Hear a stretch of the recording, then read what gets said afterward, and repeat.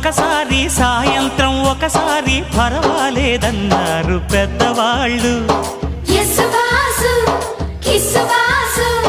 సావిట్లో ఒకసారి సందిట్లో ఒకసారి చలి కాగాలన్నారు చిన్నవాళ్ళు.